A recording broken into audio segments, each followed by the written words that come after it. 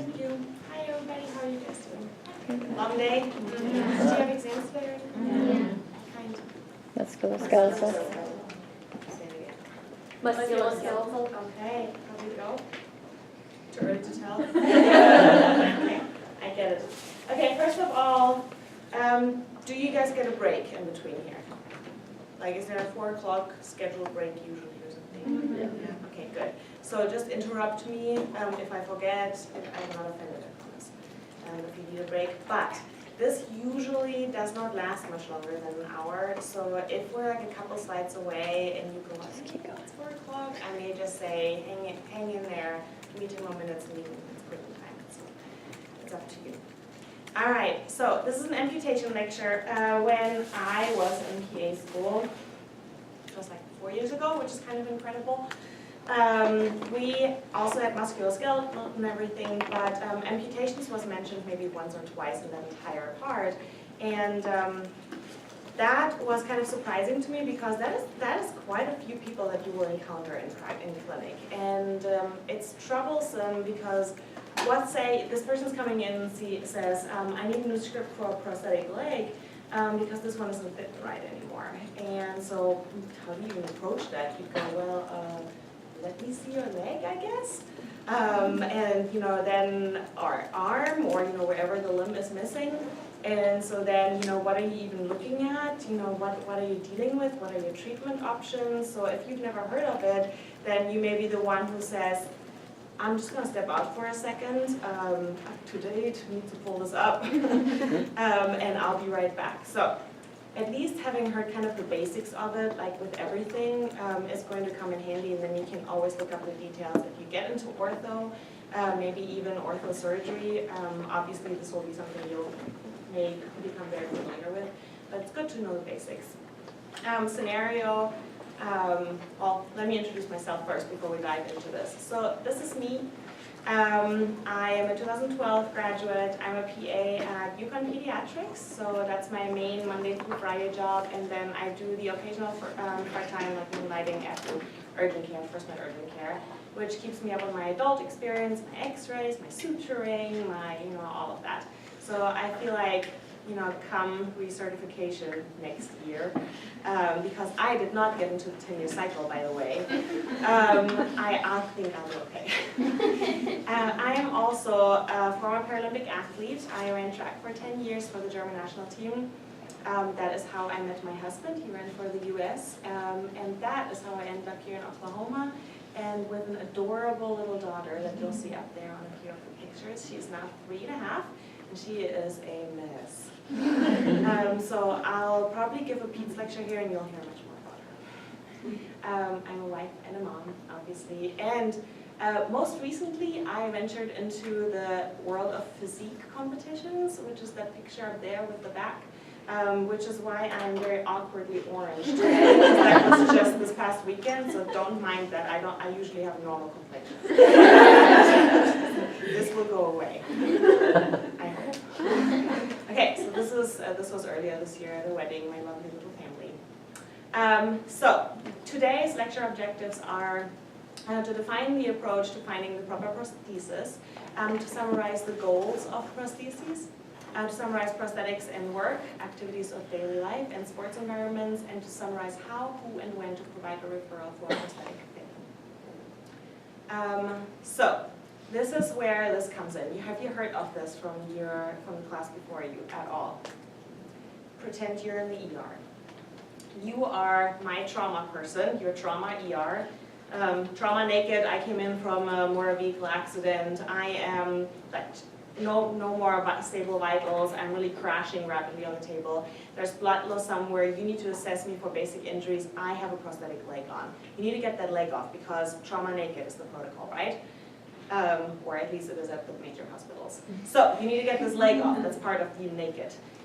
Who wants to take my leg off? Because I think, oh yeah, you saw it on there. I do have a prosthetic leg. Okay, I need a volunteer. Quick, quick, I'm bleeding out here somewhere. My vitals are crashing. Go ahead.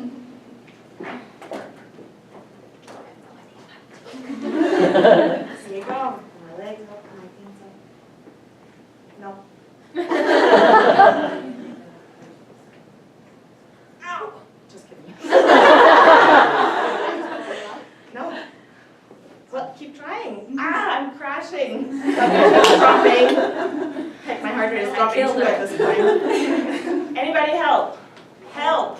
any other PAs in the ER? Keep an eye on our pulse. Yeah, there should be a button somewhere, he says. Call. Bottom shoe. Maybe I hide it in my shoe. That was super convenient for taking my leg on off. No. There we go.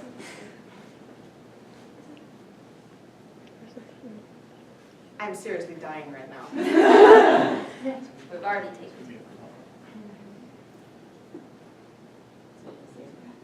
No? I'll tell you if it hurts.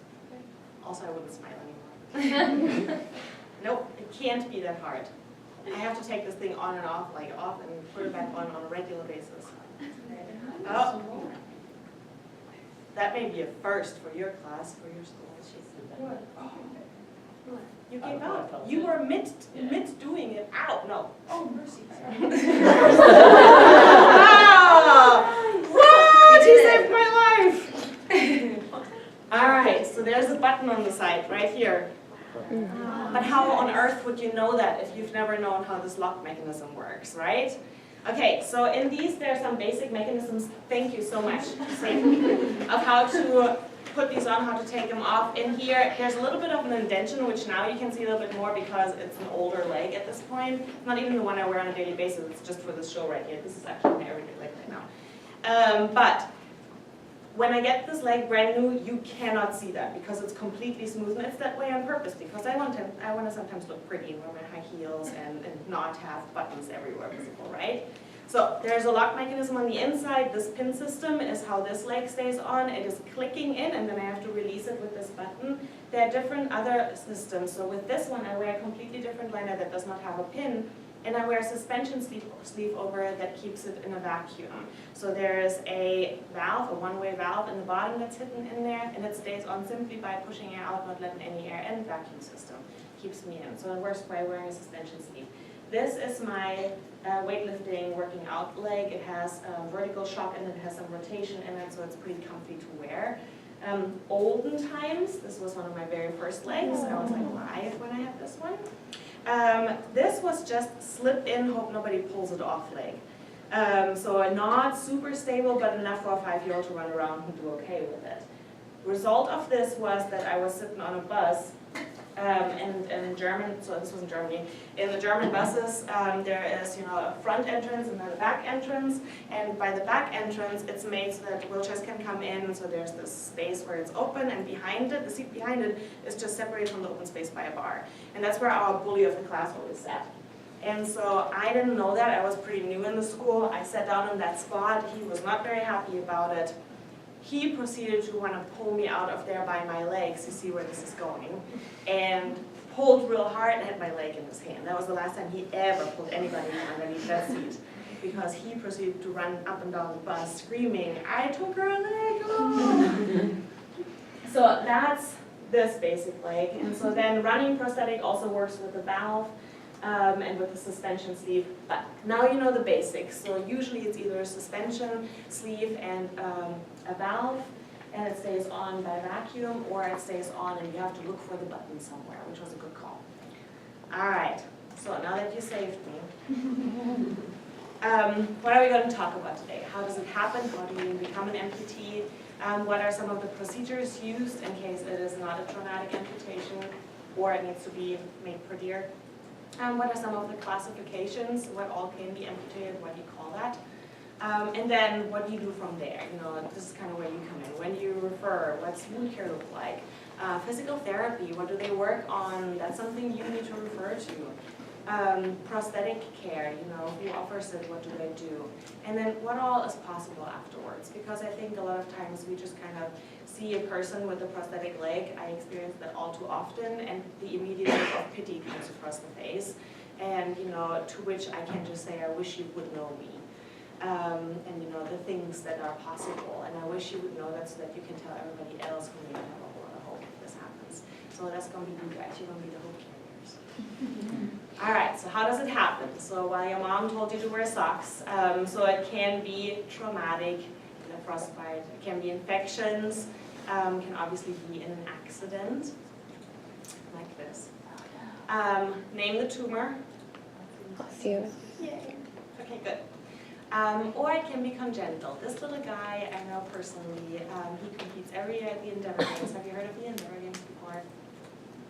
They are games that happen in Edmond, so just here in New York City, every first weekend of June. And they are for kids and adults with disabilities of all kinds, whether it's cerebral palsy, amputations, whether they're in a wheelchair or ambulatory. They have everything from archery over triathlon, track and field, swimming, weightlifting, anything, you name it. So it's something worth looking into. You can volunteer for that as well. So it is just passed, but if you want to put it in your calendar or something, look into that next year. It will feed your soul for the months to come. It really is a neat thing to watch. The procedure. So as far as the lower extremity is concerned, this is the procedure that I had. So it is just basically it is cut straight through the tibia and the fibula, and then the nerve ends are usually singed. They're cut a little bit shorter. Make sure everything is resected neatly, and then the skin flap in the back is left much longer, as you can see. And then, so see how they left it longer in the back, and then it gets flapped over to the front and sutured right here. Now they are smart enough to do that, to flap it to the front, because when you think about, okay, somehow I will have to walk on this limb in a prosthetic. So what they did when I had my amputation done is they left it equal length and sutured it on the bottom. Well, that means now whenever I step on anything, I mean, there's absolutely no way I can bear weight on the end of my leg. There's a very sensitive scar right there. I mean, at this point, it's not anymore, it's been too long, but when you first start walking, they're very sensitive, so you don't really want that in a spot where you have weight bearing possibly, or at least where it comes to the point where the liner may be running on it or anything like that. So having it on the front is way smarter. And then there is a procedure. The upper extremity works the exact same way, whether it's through your humerus or... Thank you. You're welcome. Sorry I had to do that. No, it's okay. I forgot my ace bandages, and she came to rescue. So it works similarly. You just need to leave that longer skin flap. As far as amputation length goes, by the way, if you do below the knee, and we'll talk about that a little bit, but see how they didn't cut right underneath the knee? Because if you think about it, I need to have a leverage to move that prosthetic leg. So if you cut that too short, I have nothing inside my prosthetic to move it back and forth. So you want to leave it optimal length. They say it's about 6 inches below the joint, so below the knee. And then, so upper extremity, like I said, works about the same. You also have to think about function afterwards. Whatever you do, you have to think about their future, not just your current procedure. So think about, how do upper extremity prosthetics work, and we'll talk about that a little bit later. But they need to have enough rotation left, they need to have enough flexion extension possible, and so you need to leave a certain length if possible. If you're going to be an inch away from the joint, you may as well go through the joint, because they're not going to have function of that little bitty, and that makes it even harder later to fit a prosthetic. So then you may as well make it a complete cut through the joint and make it a better limb. This guy works for OU, Dr. Erdl, his dad did as well. He developed a procedure called the Erdl procedure. And what they do is they create a bone bridge using the fibula, bone graft, and the tibia periosteum. So I got to do one of my rotations with him and got to see a few of these. And what they do is they basically hollow out the periosteum off the tibia, and it leaves kind of like a sleeve. And then they take a part of the fibula and they have a bone grinder in the OR. So when everything is nice and clean, they grind that up, and then they stuff the periosteum off the tibia with it and suture it over like a sleeve over the end of the fibula, which is really, it's very neat. And the hope here is it's a much longer healing procedure, because you need to wait for bone formation, so for the bone healing. That this will actually form a bone bridge that is alive and functioning through here, because think about it, if you have an intact bone across the bottom, what will that allow you? You're not going to be weight bearing on that thing. The thing that when I even think about accidentally getting up or falling on the end of my limb, I want to cry. For them, they could all out walk on that part. For, I don't know, just going to pee at night real quick, I have to put my leg on or hop in the bathroom. For them, they at least would have a surface to walk on, kind of, if possible. It makes prosthetic fitting later way easier, because for me, you have to somehow suspend me in my prosthetic leg to where the bottom of my residual limb does not touch the bottom of the prosthetic leg at all, or it's going to be intensely painful for me.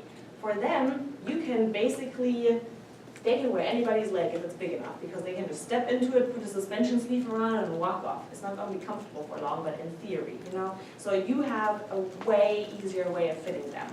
It's still going to be custom fit, that's never going to happen, like I just said. But they're going to be, they don't have to be as sensitive about pressure points. For me, not only can I not be weight bearing, but you have to be careful with my fibula head, because if there's any kind of pressure on there, I want to form an abscess right there. You have to be careful with the anterior portion of my tibia, because it's a very sensitive point. I'm going to get sore spots if you put too much weight there. So where do you have left putting weight for me?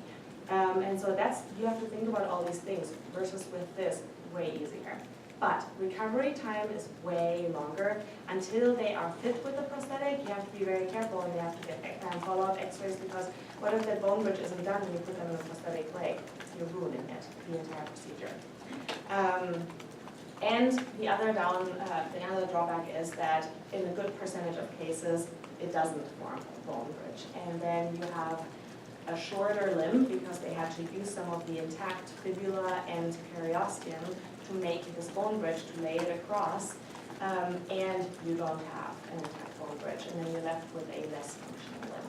So it's kind of like, you play it one way or another, it all has its advantages and disadvantages. So these are the classifications. I mean, this is something very simple, you guys can read this, but if it's through the hip, obviously it's a hip disarticulation, which means it is basically just the femur is out. And the knee disartic is just at the bottom of the femur before the tibial started, is where the amputation occurred. So if you know how I was saying with upper extremities, say your amputation would have been just like 1.5 inches below the knee, you may as well just take that away, make it a clean knee disarticulation. And these people are fantastic. They're considered above the knee amputees because they don't, it's above the knee, it's not the knee anymore.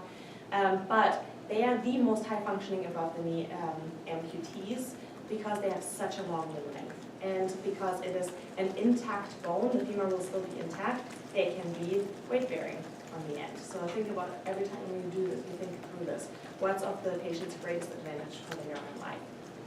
These complications later on. Same with foot amputations. Again, are we talking intact bone, or has the bone been cut? Then transfemoral is the basic AK, above the knee amputee, where it's just through the femur, or transtibial, that's what I am, that's below, or just, we call them just BKs, below the knee amputees. As far as upper extremity goes, you have the 4/4 amputations, that means the shoulder is gone as well.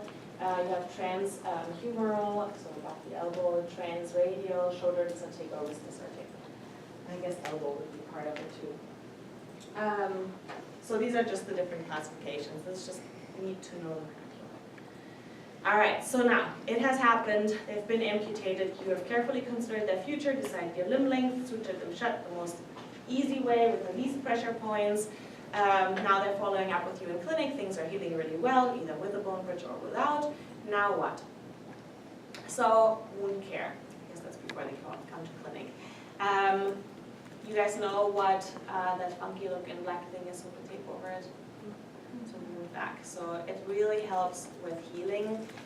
So think about what if it was traumatic. They try to leave the limb as intact as possible. But if it's traumatic, also there is significant increased chance for infection. So it may be beneficial to actually not suture it shut, to leave it open until a lot of the swelling has subsided, until there's no more active bleeding, until you can be sure there's no infection in there. So they put a wound back in there. It's basically foam attached to vacuum, covered really tight, airtight, and you're able to close the wound that way very nicely. And thanks for the healing. It just takes a little bit extra time, but it really works usually. Then once the wound is nice and closed, what do you do to desensitize the wound? That's where the ice cubes come in. so when my amputation happened, which by the way happened through a farming accident, we tried a new brush hog mower on our farm. I grew up on a dairy farm. Yes, I know how to drive a tractor too. We got a new brush hog mower, and one of the blades, only two of the blades, were not attached right. One of the blades flew off with the attachment piece still on it. It severed just a little bit above the ankle, but because the attachment piece was still on it, it also shattered through the birth blade and everything, so there was no way of saving the foot. The second blade flew off clean without the attachment piece. It went through my cousin's foot, actually. It was really a freak thing. There was not a crowd of people. It was literally like 4 scattered people, and I think 2 kids. Craziest thing. His was clean cut. His could be reattached. I mean, he skis and does everything as if that never happened. So he got one way of lucky, and I got the other way of lucky, because I would never be here, nor have I had half the exciting life that I have had if that had not happened. So when I was in the hospital, I had my amputation. Everything was nice and sutured. The scar side was very, very sensitive. It was hard to fit with me with a prosthetic. It's hard enough to fit a whiny 5-year-old with a prosthetic, and then if there's pain on top of it. So my mom, the tough woman she is, she brought ice cubes in several times a day, and she went over the scar with it, over and over again. Because if you go with extreme cold, you can't go extreme hot, obviously. So if you go with extreme cold, it just desensitizes the wound. Also rubbing with a little bit of rough material or just knuckles or something like that. Obviously, this is not something you can provide for them. This has to be somebody who's their caregiver, or even themselves. You know, if they're just adults and they're taking care of themselves, just inform them that it is good to be involved with that wound. Don't just watch it from a distance and hope it does okay. You know, be rough with it a little bit. Do the ice cubes. It will really, really help in the long run. Okay, so this is what the ACE bandage is there for.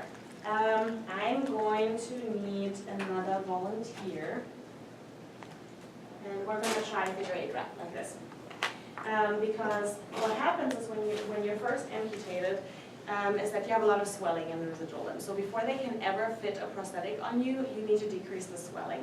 You can either do that with these shrinker socks in the bottom right picture, or I guess both bottom pictures, or you can do it with a figure 8 wrap. The shrinker socks are a lot like, what do you call that when you slip ankles? Compression stockings? Yeah, compression stockings. I don't know the name. Spanx would work too. Sure, why not? But you know how they're super, super tight and it's hard to get into? Well, if you have a sensitive wound, that can be too painful for them at first. So you have to have a little bit of a healed wound to be able to put that really, really tight thing over it. All right, so, see, that's where my spray tan is. So bad. We're going to wrap figure 8. I'll show you. Okay, so I start by going over the front to the back, and then I fold it around. Can everybody see? Okay, and I fix the front side to it, fold the back, fix the back part to it. So then I go down, down, around, up, down, up.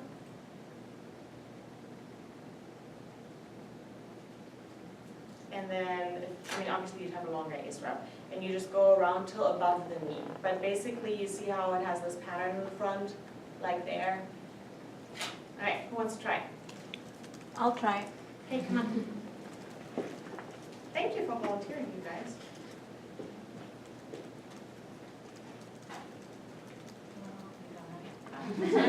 Yes.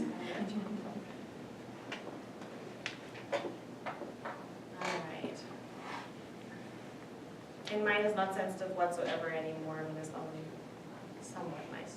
Yeah. Hold it sideways, make sure you fix it. Hold it, make sure you...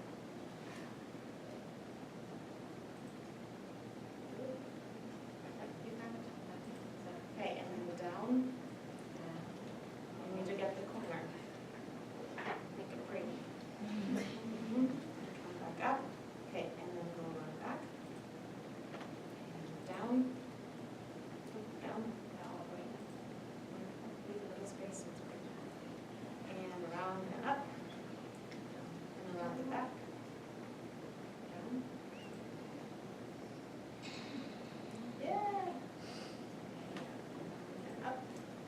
go. Very good. Yay, good job. Yep, okay, so now you wanna, this is something worth practicing if you're going to be in this field. Obviously, if you're not going to do this on a regular basis, that's not gonna just come easy. But know about it so that you at least know what to look up when this ever comes about. Because if you are in the position where nobody has told them, if somebody comes in after an amputation and they have their residual limb hanging out like this, you need to know that that is not okay. You need to know, you need to be able to tell them, you need to have that thing wrapped or in a shrinker sock. That is what I expect of you. I don't expect you to know a perfect figure 8 in 2 years, or that you know where to order shrinker socks. That's something somebody can figure out for you, or you can figure out. But I need you to know that it is not okay to just have residual limb hanging out without having it compressed in some way if they expect to wear a prosthetic leg that is well-fitting later on.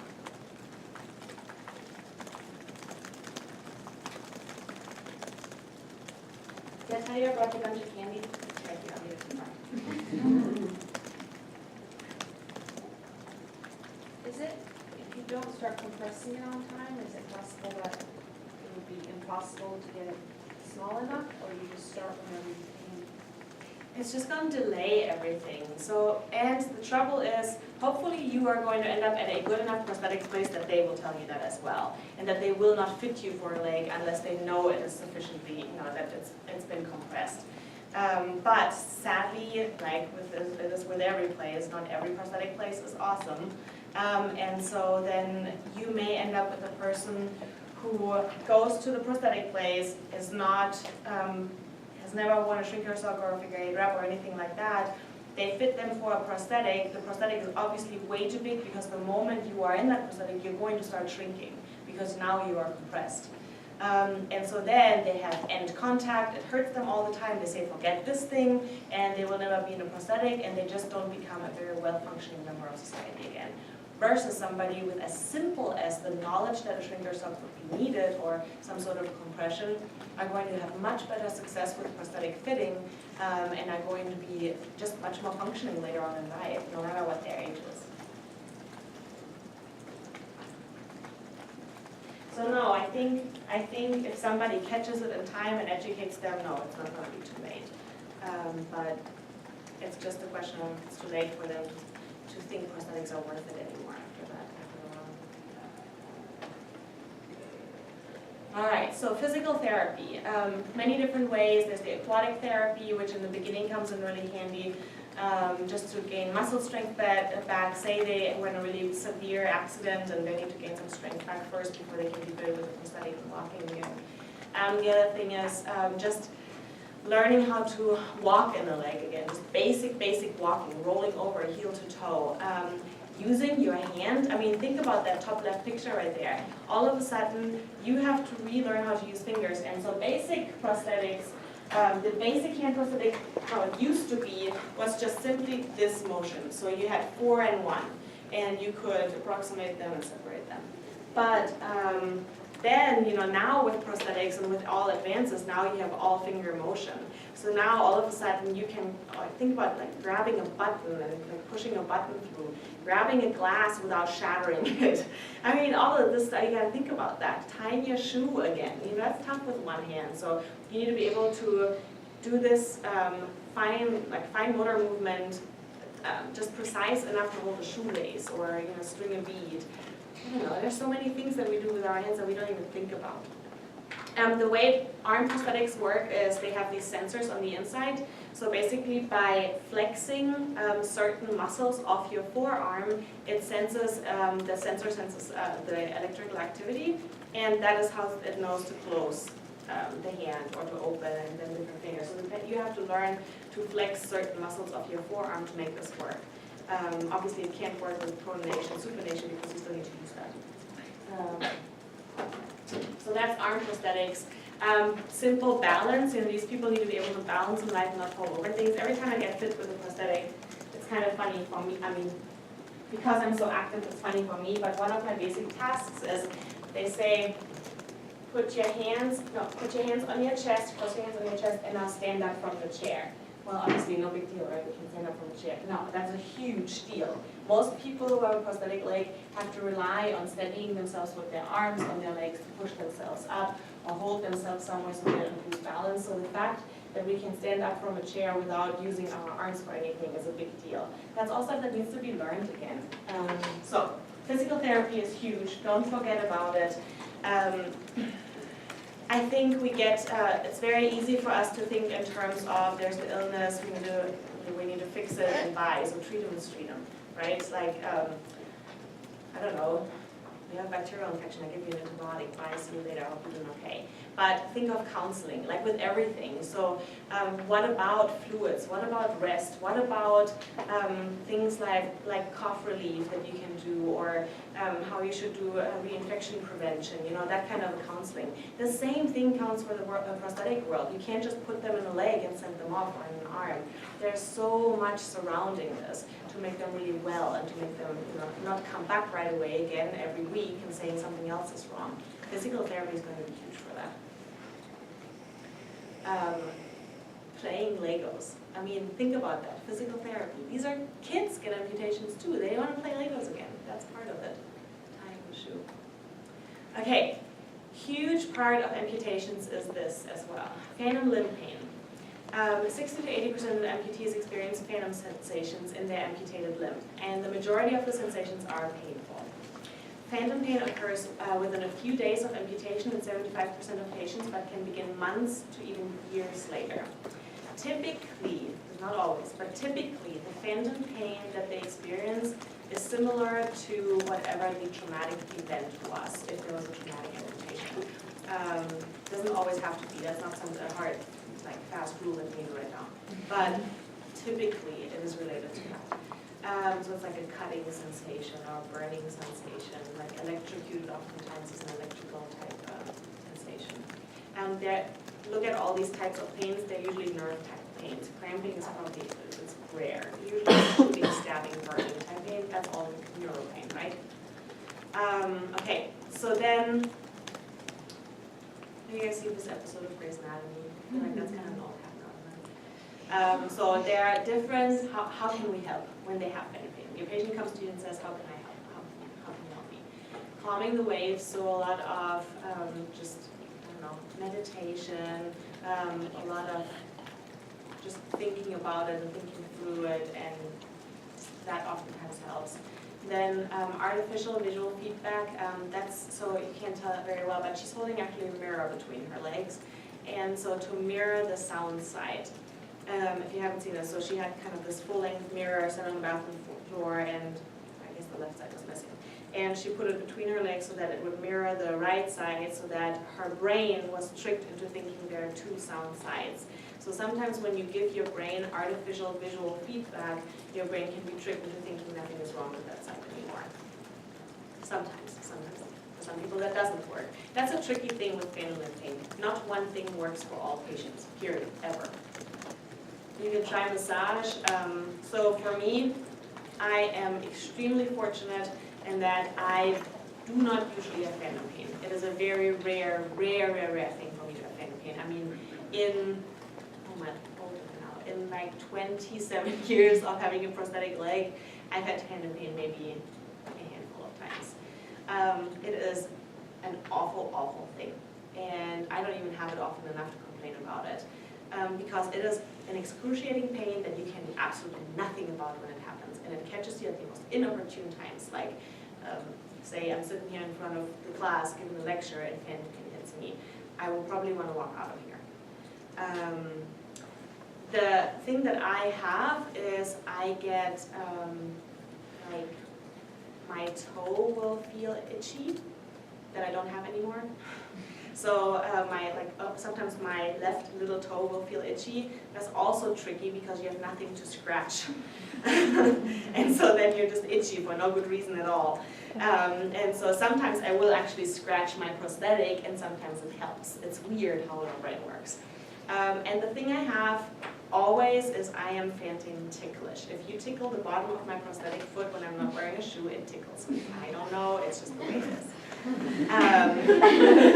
Some people find great delight in that, that I live with.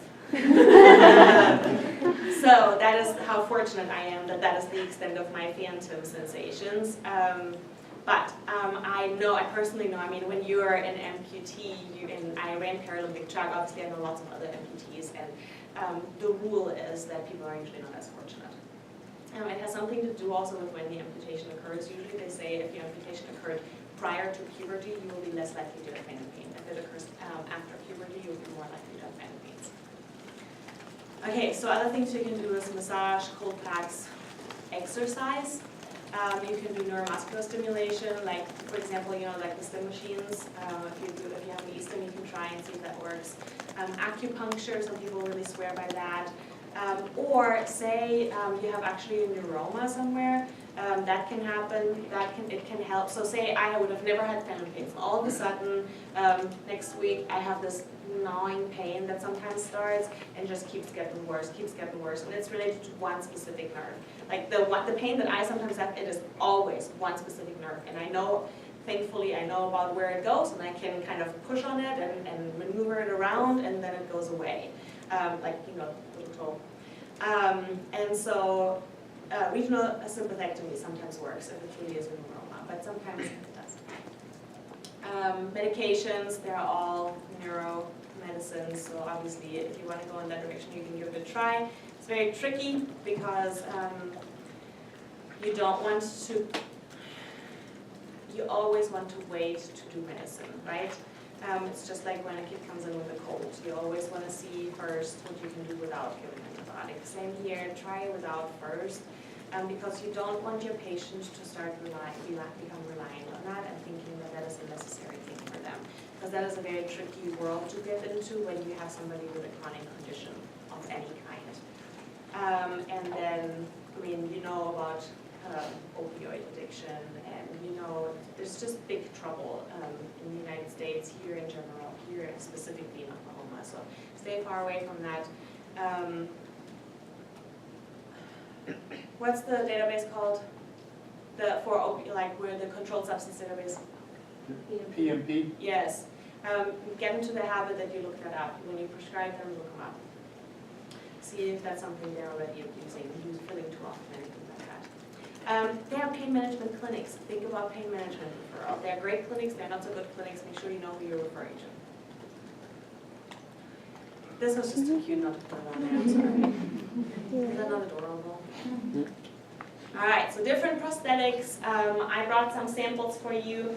The cutest little above the knee prosthetic, that could almost be my below the knee prosthetic size-wise, almost. But see, it has the artificial knee joint in there. So this is the Ottobock version, that's just one of the brands. They have the most amazing knees now that have, well, they're all hydraulic, but now they're so computerized that used to, what they would have to do is when you step down the stairs, the knee can kind of pause you. That's a fairly simple thing to do computerized, that it can kind of slow you down. But what about like motorized? What if you step up the stairs, can it lift you up? Because extension is a whole different beast. So now they can do that actually. So now people, so I have a really good friend, what just happened? I'll fix it. It does it at the same time every day. I've got to redo it here. Kind of easy. So I have a really good friend who is a double above the knee amputee. So for her, think about now you have to deal with 2 artificial knees. So walking for her up the stairs was always like this, because you have to kind of, well, you have to put the leg up the stairs and then lift yourself over it and up. And so stairs were always one of those things where she was like, today, no. Going back home. But now she has those artificial knees, and she now can alternating go up the stairs. Think about what a life changer that is, when all of a sudden you don't have to dread stairs anymore. So, I mean, it's come so far. Then, as far as arm prosthetics, I told you how it used to be very basic with just open close. Now it's all finger movement. Look at the guy on the top right. I mean, what if you're, both of you, I mean, you're through the shoulders, and I think he has the, has a whole quarter missing on the right side. But now they can put sensors on his pectoralis muscle to where he can maneuver his arms around. Think about how many joints there are involved, how many sensors he has to have, and how much physical therapy he's going to have to know how to even move all of that, so that he doesn't accidentally slap someone in the face. Okay, and then look at that hand on the bottom left. Does that not look like a real hand? If you ever have the opportunity to come by Scott Savage Prosthetics, that happens to be who makes my legs. There are plenty of very good places around here, but they have they have kind of an exhibition room where they have all of these different prosthetics sitting out. And there's a company in Dallas, Nu Skin, I think that's what it's called, but they make these things. So it's a silicone. They take all the different pictures and measurements of the sound side, if there is one, or whoever you want to look like, I guess. And then they put the nails on there. See, they have the redness, they have the little hairs on there. I mean, everything. It looks so real, you can really not tell. And so that's possible for lower extremities as well. Running prosthetics, you saw that one picture of me, but this was one of my running prosthetics, still is. I still go jogging with that thing. And so this is obviously a whole different beast because there's no heel on it. It is not meant for walking. It wouldn't be comfortable for it. It is built too high for walking because it's built for speed compression for my hips to be level on it. And I'll put that on later and show you how to put that on. But so all these different things are available that it's neat to know about. Like I was saying, I was talking about the Endeavor Games. It really is something you should check out. The skiing isn't part of the Endeavor Games, obviously, but think about it. I mean, you can snowboard. There's really no limit to what you can do anymore. This little guy usually does swimming. He does running. He does every single track event there is that is on flat ground. Let's see, he usually does some archery. I mean, he just does everything. If it fits on his schedule, he does it. And his mom is always, now he's a little bit older, so he doesn't anymore, but she would always run alongside the track with him, and everybody would cheer him on. Like at the end of the 400, everybody was bawling in the bleachers. I mean, it's just really, really neat to watch. Okay, let's see. We talked about all of the basics. I'm going to put my running leg on and show you how that works. In the meantime, while I put that on, I'm going to pass this around. Actually, we're going to do this different. I'm going to pour it out right here, and you guys can grab that on the way out. Because all these bags have to be open. This is super noisy. Okay, so running leg. For this, I need my suspension sleeve and a different liner, one without a pin in it. Does anybody have any questions in the meantime? How to do this? I have a question. Yeah.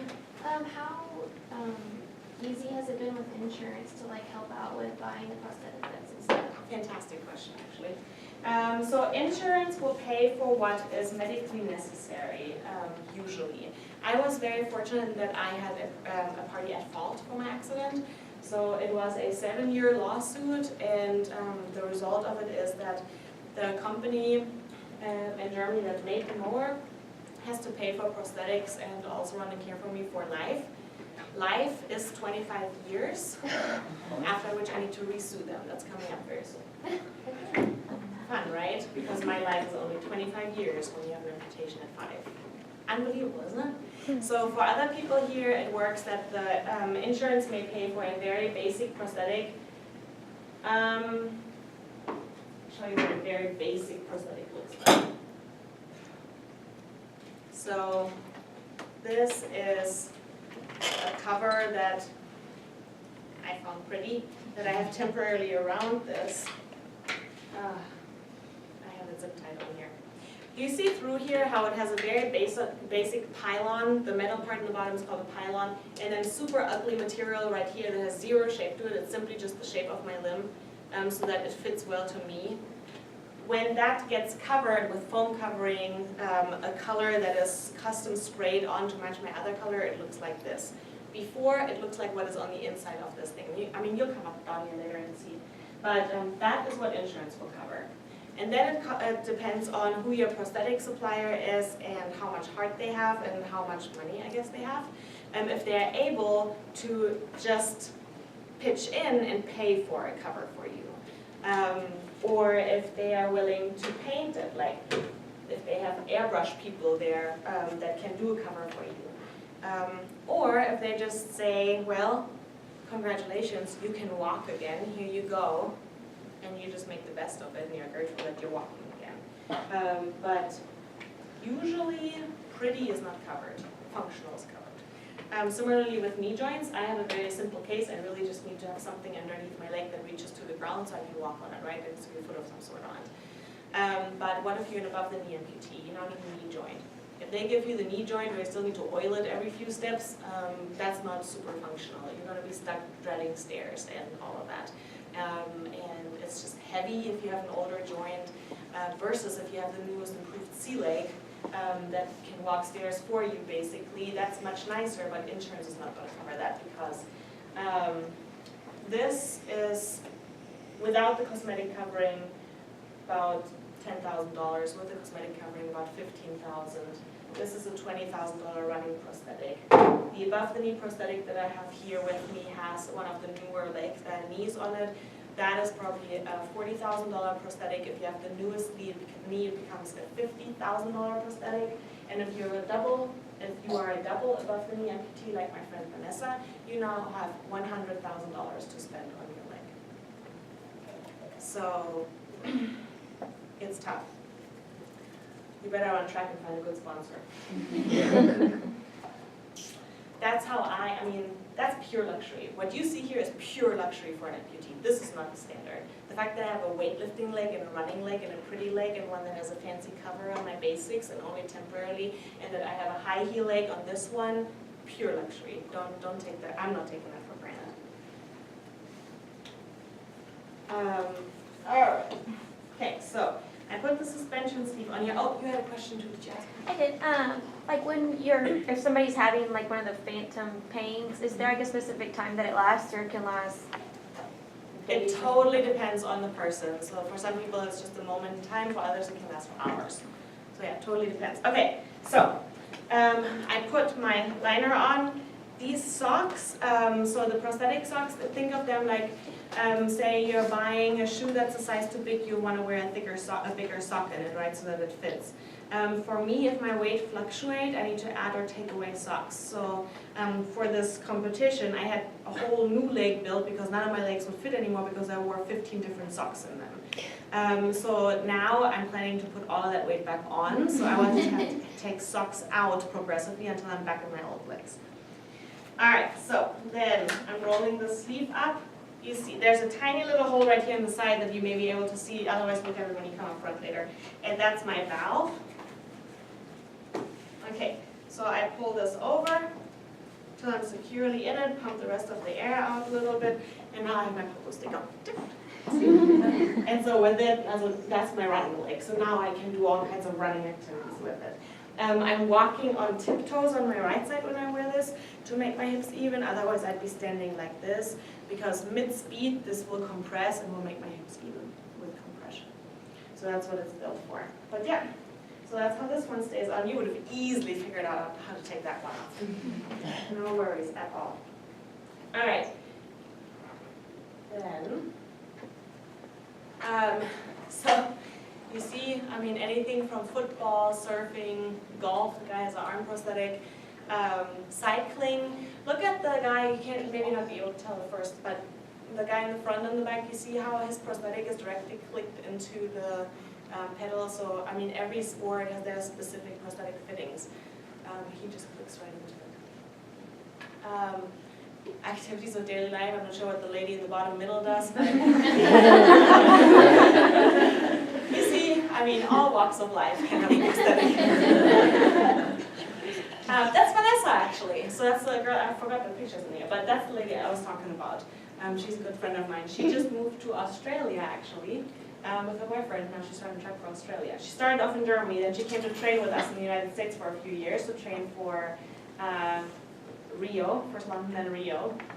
She competed, she was my roomie, that's how I met her. She was my roommate in Beijing and London at the games, and she competed in Rio as well. And she moved to Australia. And I wanted to show you a video.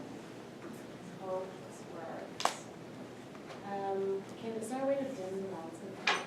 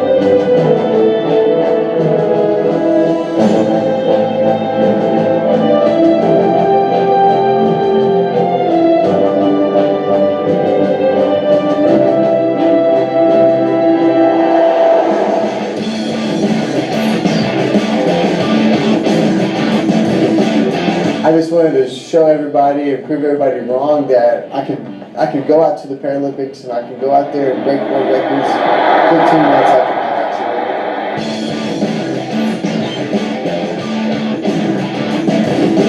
accident. From losing my leg, I just wanted to run track again because I knew I could go out there and do something amazing with it. I felt so strong in life that I knew I didn't lose any speed from when I was in college running track. I knew I was still just as fast. Jim Bob Buzzell of the U.S. in his first Paralympics. He really didn't even know much about the Paralympics. Back in the spring of 2007, he was focused on a college football career. And then one day, it all changed. I was riding a friend's bike and just having fun, riding a couple wheelies, and the bike just came right up in my face. I decided to jump off the bike and I dragged my foot on gravel underneath my body and it just mangled my foot. Once I got to the hospital, they said they were going to take it 6 inches below my knee. I had high hopes about it. I knew I was still living. I was in a motorcycle accident. The only thing I lost was my leg. I didn't lose my life. I was 5 years old. I didn't care. I didn't think about will I find a husband or a job. I just wanted to be able to run again.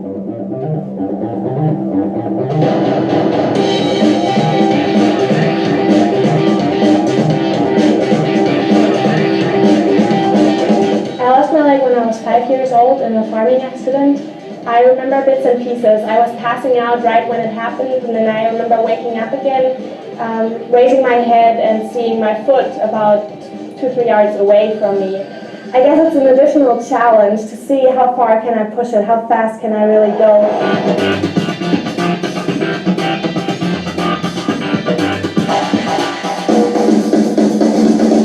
I lost my leg in a lawnmower accident in 1991, and I was 5 years old at the time. I played high school volleyball. An opposing coach saw me play and remembered me standing and recommended to the coach of the USA women's state volleyball team that I should come and try out. 10 years ago, I was in a boating accident. Propeller caught my left leg below the knee, and the doctors had to amputate it. The first place I ever went to actually told me that I would never play sports again, and that I would never run, and I would never do anything like that. I was determined to do all of that since I was being told I couldn't do that. But I just knew that's not the way it was going to be. I knew that I was going to figure out how to do things again. When I was born without a fibula bone, which is fibular hemimelia, and the best option for my case was to amputate my foot. And I've been wearing a prosthetic ever since.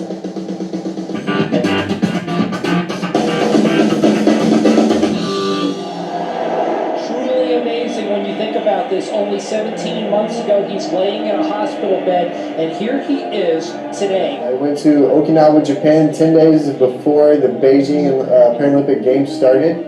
That's when I actually started running and started training for the games. I didn't compete to the end of the game, so I had 2.5 weeks of training. It is Buzzell, though, still setting the pace. Tibbs and Forey battling it out for second and third on the inside of the 16-year-old Oliveira. But Buzzell will cruise with ease. Tibbs managed to go in that race. Look at how comfortable he looks. Going to the Paralympics is the reason why I'm doing this and why I'm working so hard. When everybody's cheering for you and you feel like you're the center of the universe just for a couple seconds, it's the greatest feeling.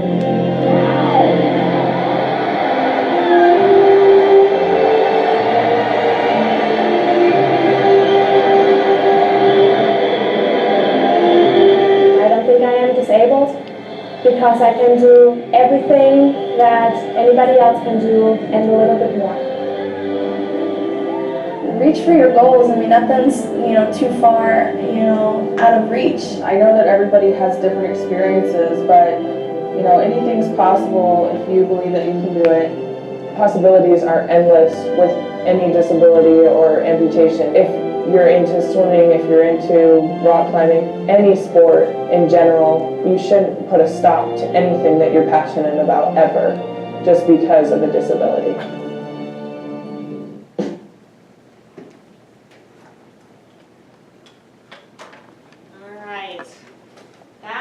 That. I told you it was going to be longer than an hour. Any questions